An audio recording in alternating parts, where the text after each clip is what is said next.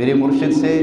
ایک عالم نے پوچھا، مجھ سے بتانے لگے، ایک عالم آئے میرے پاس بہت بڑے، اس سے پوچھنے لگے کہ جو تو نے اتنا آستانہ بنایا ہوا ہے، لوگوں کو ذکر پہ لگایا ہوا ہے، تو چاہتا کیا ہے اس سے؟ تیرا مقصد کیا ہے؟ لوگوں کے ذہن میں کہ شاید اپنی شہرت چاہتا ہے،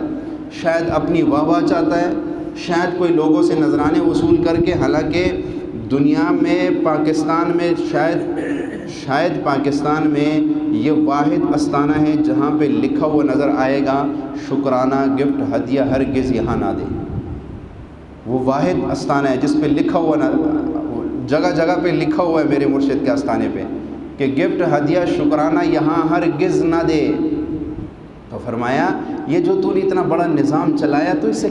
چاہتا کیا ہے؟ تو بہت پیارا جواب دیا، فرمایا میں انسان کو اس نہج پہ لا کر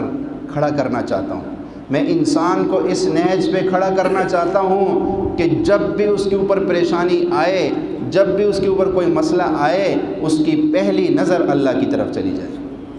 اس کی پہلی نظر اللہ کی طرف چلی جائے۔ یہ چیز دل میں آ جانا کہ میرے مسئلے کا حل اللہ ہی ہے، اللہ ہی کرے گا، یہ بہت کم لوگوں